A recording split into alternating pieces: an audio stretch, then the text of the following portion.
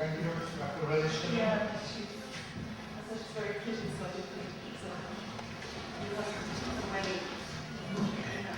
So that's really good. It's 1/6, 1/6. The inspiration is some process now. She's very good to be initiated, so she deserves something. But she loves work, she'll be very liberating. Because I'm a huge amount of that, you know, I don't want to be sold, you know. Yeah. My energy and my Did you make one is not just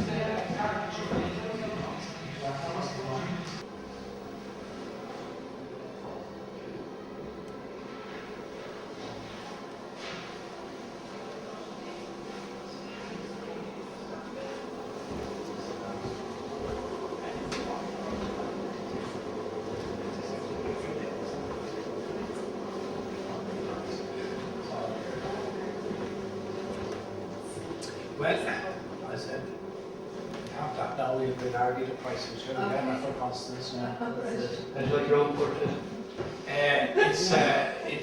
It's well touched, you know, but then of course, you know, she wouldn't flog it otherwise. You know? I don't like that now seeing fried stuff, you know, like, you know, like I prefer like to have it naked with a washboard, you know, with the kind of hard abs, you know, the six-pack going on. Yeah, six-pack. She wouldn't agree to that, you know. She wouldn't agree to it. Or a toga, you know, busting an egg and a bit like Brutus seemed like Marlon Brando as Mark Anthony. Like that's the way I was going. I imagine it's going to be like that. Gladiator style, a lot of bare shoulder, a lot of muscle, potentially hinting at virility. Bit more bench press and all that. I didn't in my that's in my Undertaker. That's the hard guy Stalinist mode, you know. That's like you are expelled, you know, and your friend with you.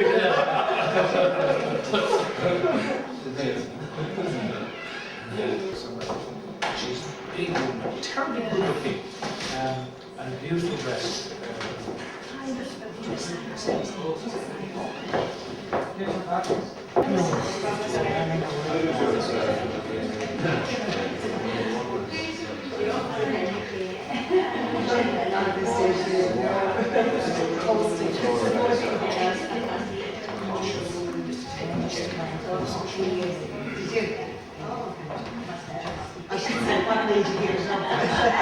And originally it was built in the 1820s, and originally it was only a small little cottage, but grew into what we have here today. And tonight we're in the Trevor Overend room, which was built by the Overend family, and this was Letitia and Naomi's father's library.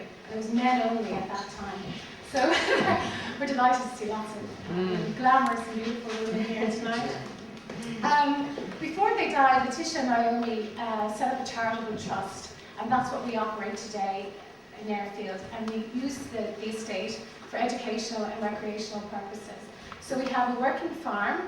It's a proper working farm with a Jersey herd, same as in the days of Letitia and Naomi.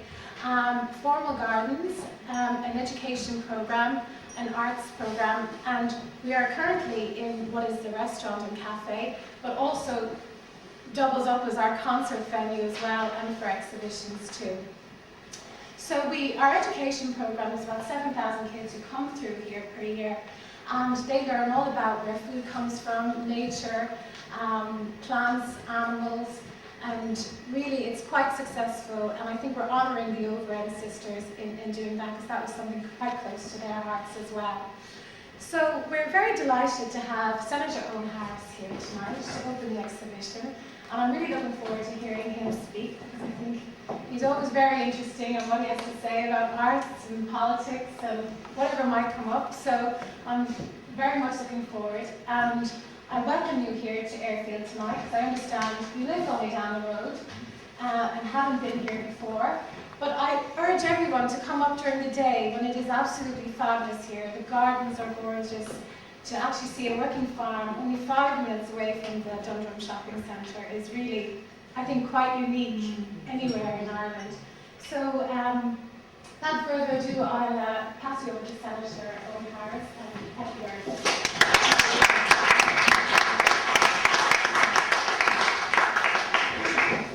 Ladies and gentlemen, I tore myself away from a fascinating debate on pier extensions that are proposed this afternoon to be here, so I'm really sorry that this day should have to do without me.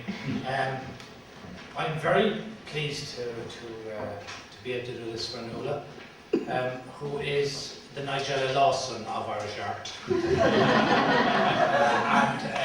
It's always good to be associated with good-looking women like herself and her sister, so I tend to stand very close to her pictures. I didn't know Nuala had so many talents. I mean, she's a famous beauty, of course, and she's a brilliant teacher. But the painting side, I didn't realise how good she was until I saw the Asgard, the first Asgard picture she painted, which was, just a tiny bit of messy sailing myself, but it had real energy. I mean, it mightn't satisfy a critic, an art critic, but it satisfied me. And this is something I want to come to. I used to be on the board of the Irish Museum of Modern Art. John Bruton appointed me to the board to make sure they didn't waste too much public money. And in 8 years that I was there, I never really saw anything I liked. I can tell you that for a fact, and I made no secret of it. And I saw incredible sums of money spent and wasted on alleged modern art. Art, as Aristotle says, should have, it's about mimesis, it's about imitating. It's about how we first learn, everything we learn to do, we do as children, we imitate something. If we're going to draw, we try to draw it from life. And as Aristotle said, if you're going to draw a dog, it should bear some resemblance to a dog. It doesn't have to be a photograph of a dog, but it should have some element of dogness about it, he meant. And what I like about Nuala is that she fulfills the first requirement of an artist in Aristotelian terms, in that she can draw. And the second thing is it looks something like it would have looked like in real life. And after that, it's a matter of taste, and fundamentally, that's a subjective matter. What I love is the content of her paintings as well. They are recognisably and unashamedly nostalgic in the best sense of the word, in that they recall a world that is just about to slip away from us. At least in some of the paintings, we will never again probably see a man in a cart with two churns like that. I look at the Massey Ferguson, which is gathering the hay there. That is already a social document, that painting. That's a Massey Ferguson tractor. And it has all the power of a painting and none of this kind of tedium of photographs. It's a painting, so it's not a naturalistic rendering of it. It's a realistic rendering of it. To quote Sean O'Casey said, you shouldn't really fry sausages on the stage, but you should actually try to get the essence of what it is to fry sausages on the stage, which is realism. I mean, naturalism is frying the sausages, and I'm not for it.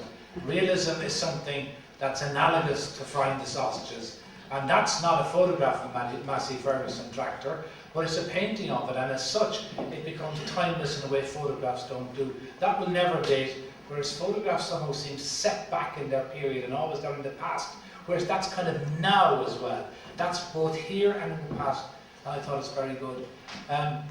Passing briefly over her commissioned charcoal of myself, which I like a lot, and which I wouldn't, of course, buy if I didn't.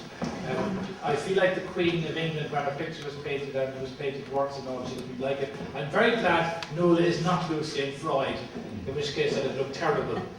She just paints me in my, what I would call my workers' party mode, as I'm expelling somebody from the party for being a provo or a hidden provo of some sort. And it catches some essence of me that I recognise in myself, something that is both kind of hard and soft at the same time. I think it's a great job. Most of us don't recognise ourselves. I love the Leo Daly picture too, and other things that sort of that just spoke to me longer. There's an amazing oil out there of West Cork, wildflowers, aubrecias, montbretia, and fuchsias, and Michaelmas daisies, and foxgloves. The foxgloves and fuchsias of West Cork, which of course being wildflowers are very ephemeral, and she just catches them and freezes them in that moment, and they're full of energy. There's a great Nigella Lawson one out there, of just bread, and it's just full of life. and it's quite lustful, I find. I find it a very kind of sexy kind of painting. You know?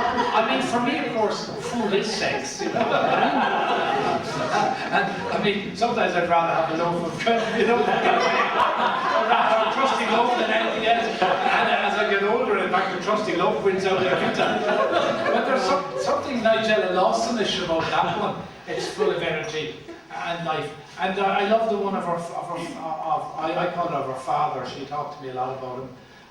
There he is in the distance, this kind of stoic Westmeath figure, and the kind of the dogs in the foreground. But it's something again like timeless and rooted and kind of, I don't know, masculine about that painting. I love the kind of masculinity of it. You know, he goes over where he shoots, and you know it's very like Declan Lynch and Arthur Matthews' very funny new book, Poor Old Fellas. Like, you know, he's not the kind of fellow who believes it's good to talk, you know? he believes it's good to be out there not talking with a couple of dogs and a shotgun, and he intends to murder something soon, you know? And there's something very masculine and, again, rural and Irish about it. And, like, there's just an absolutely adorable hedgehog out there, nuzzling in a ditch. And I like that unashamed nostalgia because it is a proper, nostalgia is a proper feeling, not so much for the past, but a feeling for a past that you might have never had yourself. As Neil Tobin says about nostalgia, he said, most of the people, he said, Cork people are always nostalgic for Cork, especially when they're in Cork. They're nostalgic for Cork. And you can be nostalgic for things you have not experienced yourself, and it's a very authentic and strong emotion. And you know, like I've never shot or had dogs or anything, but I'm nostalgic for that world. I know that world existed all around us in West Cork. There used to be a tradition long ago of telling a funny story, and I have to tell you the only art story that I ever learned in all the years of the Museum of Modern Art. It came back to me when I saw Nuala's great foxglove wildflower painting out there in the vase. It's a Francis Bacon. At the end of his life, he used to zip up in leather every day and leap onto the streets of Soho and cruise for young men. And he was nearly 80, and he was dressed in leather and zips and everything. And there was this woman from Cork was stalking him and admiring him. She used to leap out at the most inappropriate moments with a little bunch of flowers. And I was told by this lad from Cork when you that one night he left his place in Soho, zipped himself up in all his leathers, went out in the street and was winking at a young man when she leaped out of the shadows with a bunch of flowers. He said, "Madam, do I look like the kind of man who has a vase at home?" That vase of Nuala's, I hope I look like the kind of man who would like to have a vase at that home, because I would. Thank you very much. I hope you enjoy the evening.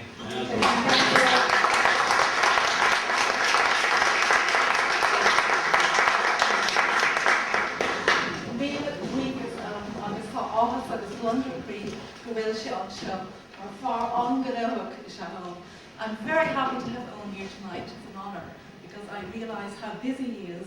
He's busier now than ever, but he took time out to come and open this exhibition. And I thank you all here for coming. And I know some of you travelled long distance to be here. And I would now like to present Owen with a picture. I did open the picture.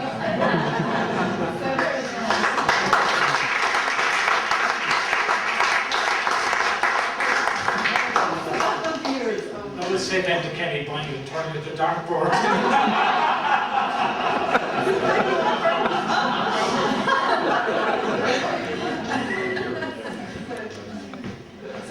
We're all very welcome to come and have some refreshments. Thank you.